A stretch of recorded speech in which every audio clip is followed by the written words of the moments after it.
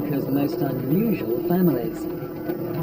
We've spent a whole year with a family of elephants, raised by people. It's a family on a hazardous journey back into the wild. And this is their story. All of these elephants have been orphaned under traumatic circumstances, having lost their families. Look at this little elephant. How can you not adore him? Will I ever forget an experience like this?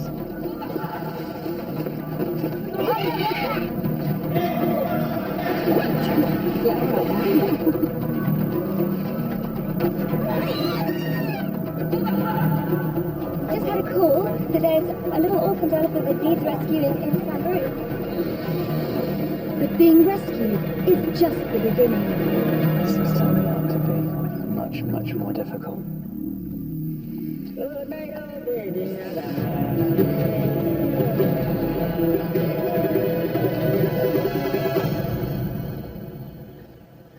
This is Nairobi National Park in Kenya, and I'm here to meet a unique herd of rescued baby elephants. All of them have had the worst possible start in life. They've all lost their mothers. The leader of this little band of orphan toddlers is Wendy. She's been here almost since the day she was born.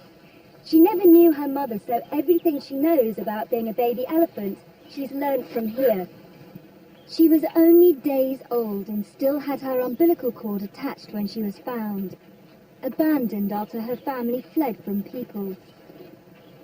You wouldn't know from looking at her now, but because she lost her mother at such a young age, her immune system was extremely fragile. She arrived in a very poor state. She got a blood transfusion from an older elephant which saved her life, and now she's healthy, happy, and can be pretty mischievous. Get off my leg!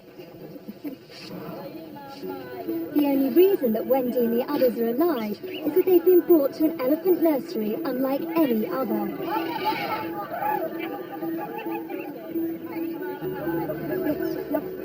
This is a place where playing football helps kickstart the recovery of broken-hearted babies.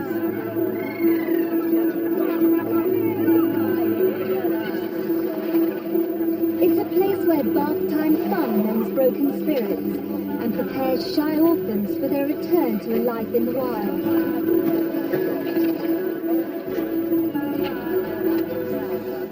It's a place where a team of devoted keepers become surrogate mothers, sleeping next to vulnerable babies to give them the reassurance they desperately need.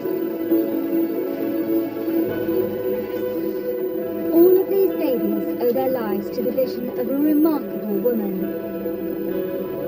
For 50 years, Daphne Sheldrick has helped nurse orphaned elephants back to life. Like many Kenyans, she's seen the devastating effect of decades of poaching on wild herds, and this is her way of giving something back to the elephants. Over the years, Daphne and her team have rescued more than 100 baby elephants. As well as looking after their everyday physical needs, she and her keepers have learned how to heal the emotional scars the babies carry after losing their own families in the wild.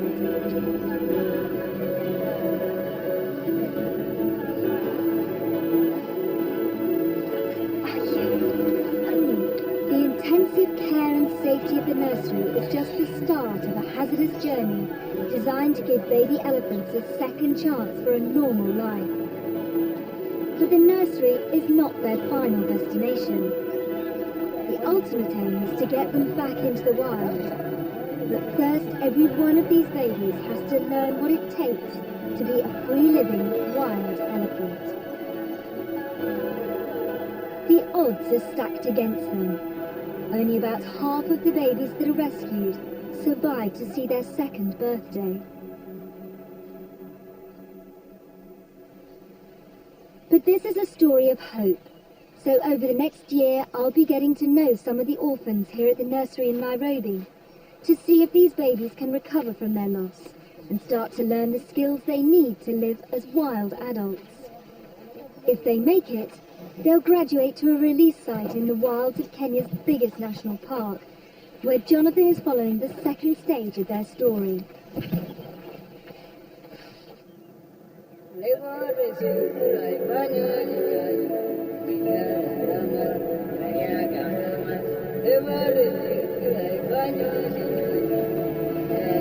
This is Tsavo National Park, and we're about 350 kilometers east of where Michaela is at the Nairobi orphanage. Tsavo is a huge chunk of Africa. It's an area the size of Wales, and this is where the young orphans from Nairobi are brought when they're ready to begin the gradual process of returning to the wild.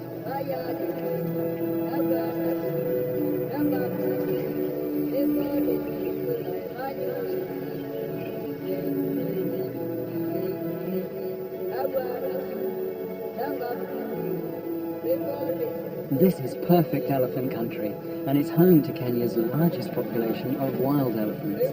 10,000 of them living in a complex society dominated by mature females, the matriarchs.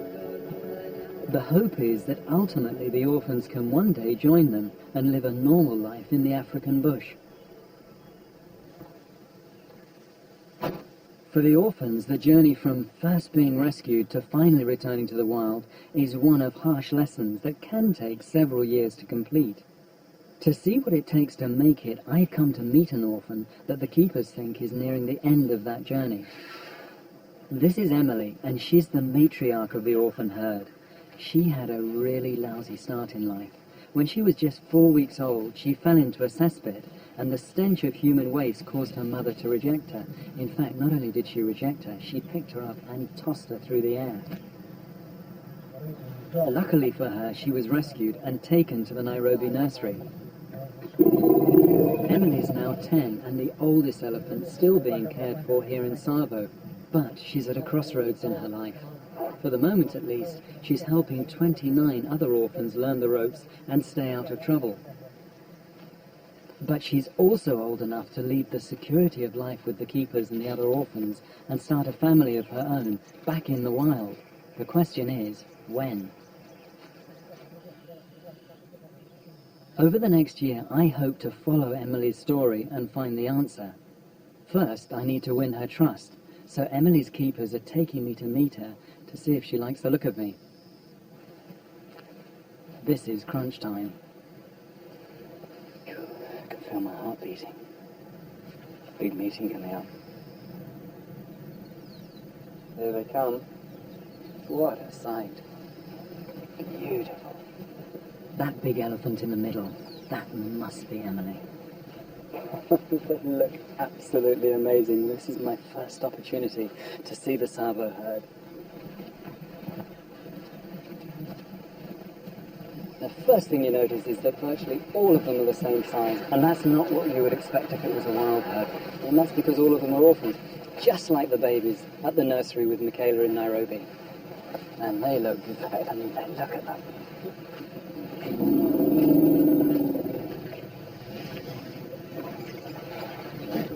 I can't quite believe I'm doing this. I mean, I'm so used to being out in somewhere like the Masai Mara where you've got elephants that are wild. You stay in your car. The last thing you would want to do amongst elephants is be out on foot like this. And if I say that Emily is she's barely a teenager, but she is looking bigger and bigger. In fact, I don't think I need the binoculars anymore.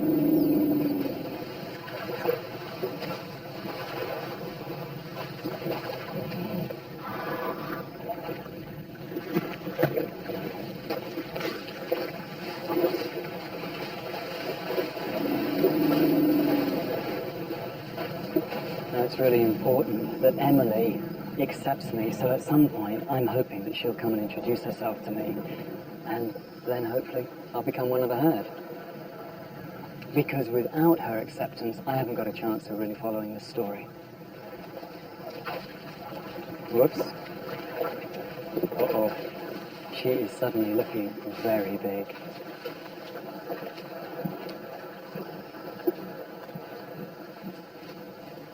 If she wanted to, she could really do me some damage, so I have to take this nice and easy.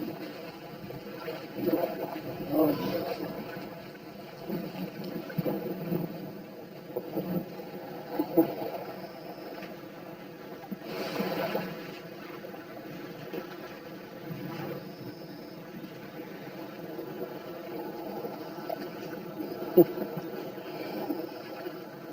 can actually feel her breath. She's just breathing down her throat, just spraying in with food.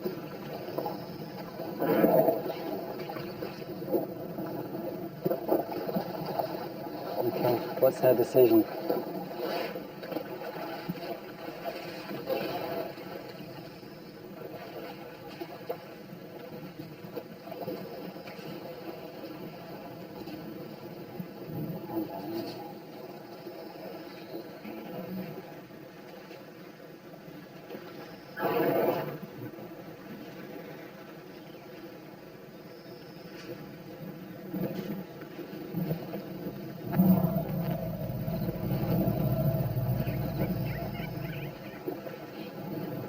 Wow, speechless. I don't know what she was saying to me, but that was pretty amazing, I can tell you. Whew. Incredible. I think it's going to be okay, but who knows? Here at the nursery in Nairobi is where the journey back into the wild begins. No one knows when or where the next baby is going to need rescuing, so the team here is always on standby. Keepers like Edwin dedicate their lives to helping these traumatized babies. 6 years ago, he hoped to be a priest. Now his life revolves around baby elephants. Like many of the keepers, before working here, he'd never even set eyes on an elephant, let alone looked after one. But now you'd think he was born to it. Just look at this scene. You can see that these elephants have such a strong bond with their keepers. And at this nursery stage, the keepers are vital to the orphans. They're with them 24 hours a day. They give them love, attention, they nurture them, they feed them, they sleep with them. It's so lovely to see. It's the bond between the keepers and elephants that helps make this place so unique. And it's the key to their success with these sensitive and vulnerable young babies.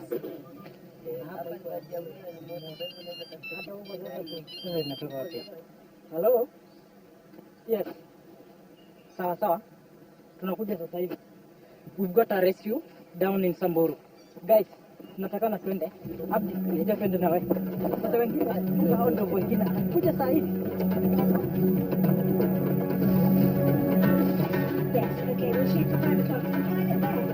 The rescue is being coordinated by Daphne's daughter, Angela.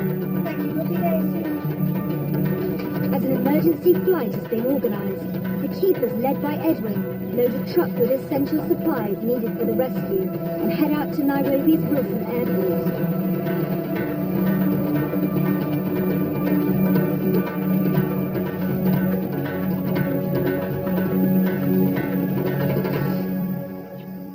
The call has come from the Samburu National Reserve, a couple of hours away by plane.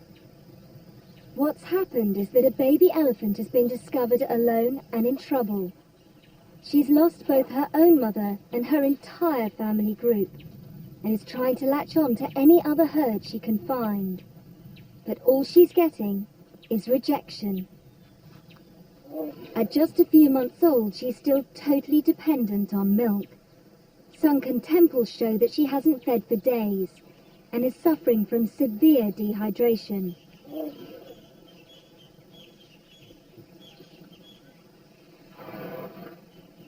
A mother pushes her away, anxious to defend her own baby from this little stranger. All alone and totally rejected, she has no food or protection. If she doesn't starve to death, she'll be an easy target for predators. Without her mother, her life hangs in the balance.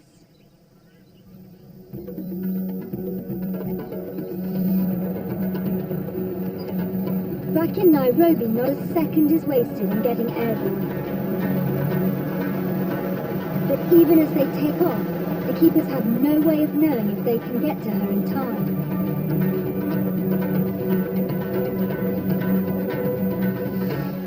The abandoned baby is still trying to follow a herd as they cross a river swollen by recent rains. Despite their hostility, the little elephant can't resist following them. But she's taking a huge risk. Baby elephants are sometimes separated from their mothers as they try to cross fast-flowing rivers. And in fact, this could have been how she lost her own family.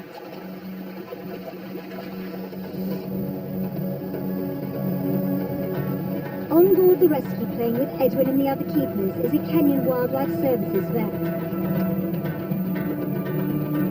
They have to find the orphan as quickly as possible. It's getting late, and soon lions and hyenas will be looking for an easy kill. But they're still an hour's drive away from the river. Meanwhile, the little orphan is now gambling with her life. She's being overwhelmed. She really needs a bigger elephant to help her. But instead, they're pushing her away. This seems like a harsh reaction, but taking on a needy, unrelated baby would jeopardize their own family's future.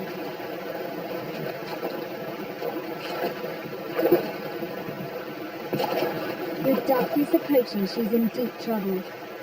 Her only hope lies with Edwin and the rescue team, if they can find her in time.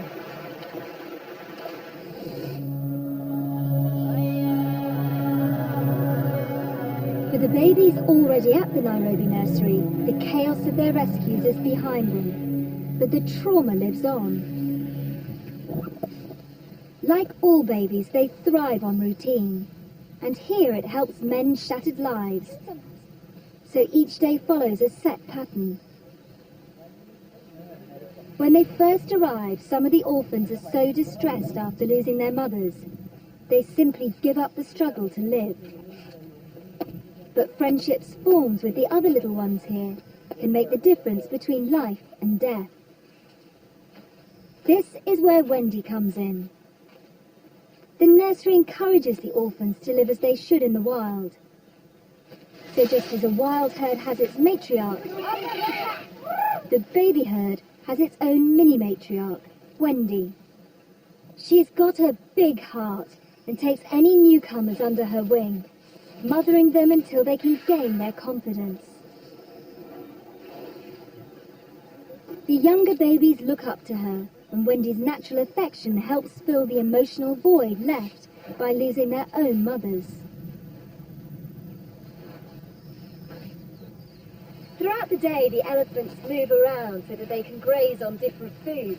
It also gives them a chance to get to know each other and work as a herd and sort out what their role is, although Wendy here is always the leader. This is basically what would happen with a wild herd of elephants. The big difference is, though, in the wild it would be a herd with lots of different ages, and the leader would be an old female of at least 50 plus. Here it's a bunch of orphans, and an elephant less than 2 years old has to take responsibility. Wendy's always ready to welcome any new arrival, provided an orphan baby can survive long enough to reach the nursery.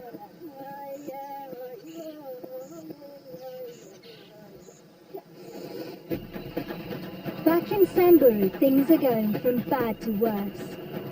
By the time the rescue team finds the abandoned baby, it's too dark to fly her out. And if they can't capture her, Edwin knows she's unlikely to survive the night. She may be weak and starving, but fear gives her the strength to run for her life. The team can't risk losing her.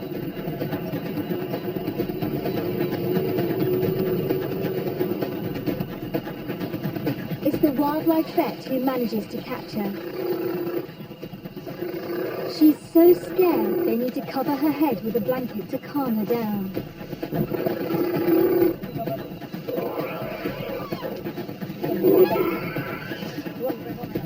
As the vet checks her out, the priority is to get some rehydration fluid into her. Probably the first proper drink she's had since losing her mother. If she doesn't take the bottle, they could lose her in the night.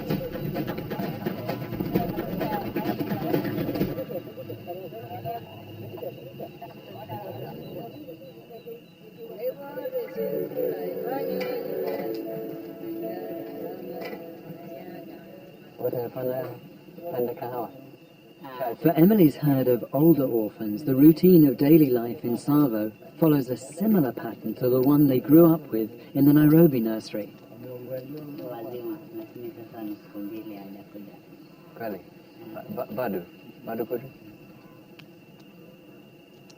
At first light, the keepers let the elephants out from the safety of their overnight stockades.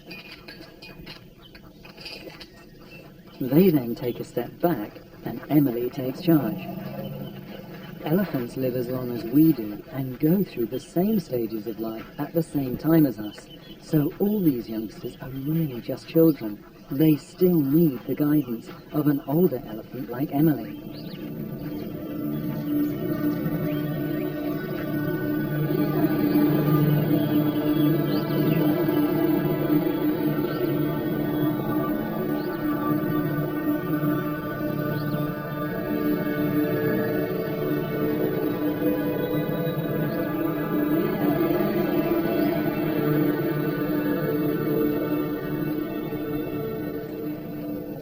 Way to start the morning, really, isn't it? You know, stretching, rubbing, got food to hand as well.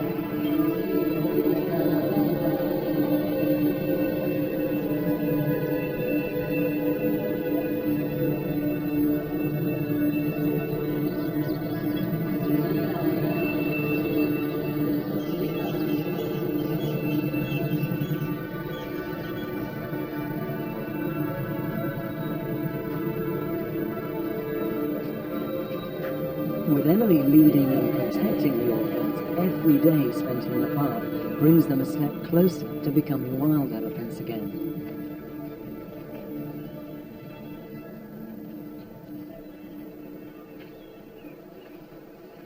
Now here in Savo, the elephants are allowed to roam completely wild, so this is their first chance to really find out what is or isn't dangerous out in the bush.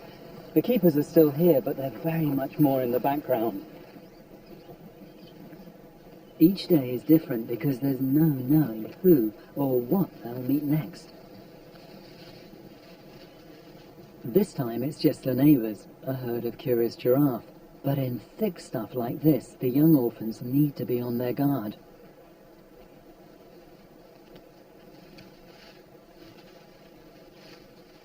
And if there is something or someone new, the herd can usually rely on Emily to be the first in. Emily just checking us out.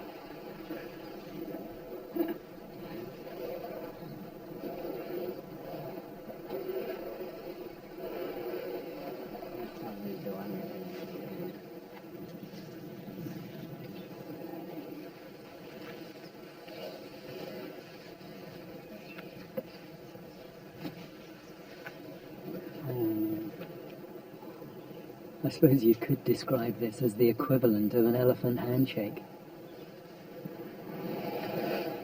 You can feel her just blowing the warm air back out to me. It's amazing, that trunk. She can do anything she wants with that.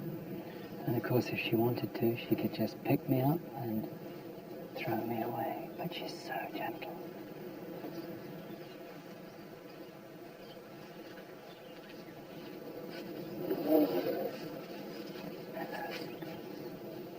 I don't think she liked the way I tied my laces up.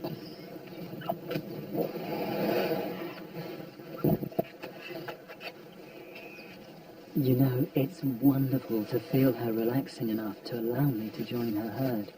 It means I can get really close to her over the coming months as she decides whether she's going to stay with the orphans or head back to the wild.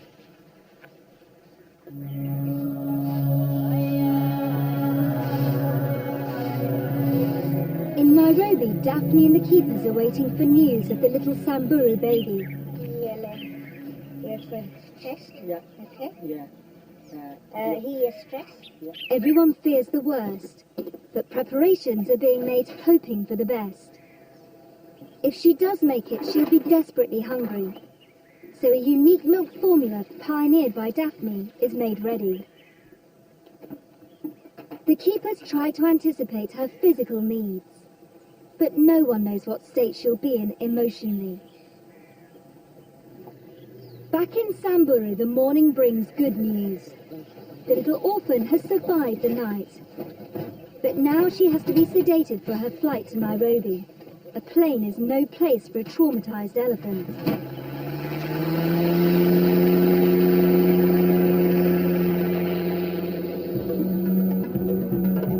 Despite a sleepless night, Edwin can't relax for a moment. He's constantly checking on the latest addition to his orphan family to ensure that she's still breathing. Too much anesthetic could kill her.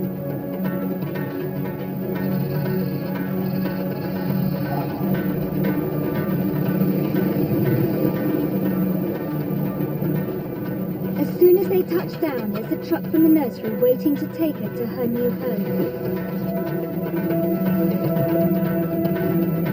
They rush her straight to the nursery, desperate to get her to safety before she starts to wake up.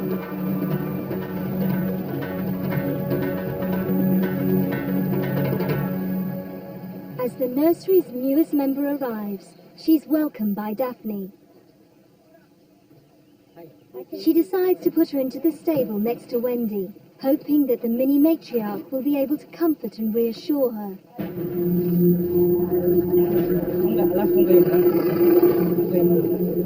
As she comes round, mattresses are on hand to stop her hurting herself, as she panics at all the strange sights and smells. She's naturally confused and very frightened by all the people around her. She's also suffering from the after effects of the anesthetic, so anything could happen. This is the first real chance to see what state she's in, and if her ordeal has left any lasting physical damage. After 2 days without sleep, Edwin hands her over to the other keepers. With coaxing, she accepts a much-needed drink of milk. It's a good sign, but she's by no means out of danger yet. She's still clinging to life, but she could so easily have caught deadly pneumonia from the flooded river.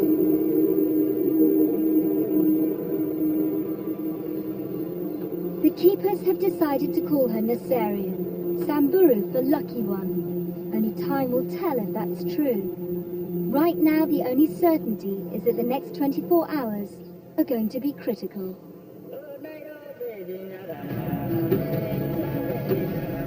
Tomorrow on Elephant Diaries, there's a big move ahead for Wendy and the older Nairobi orphans.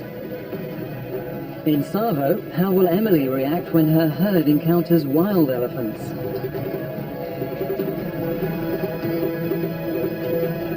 And will Nasarian win her battle for life?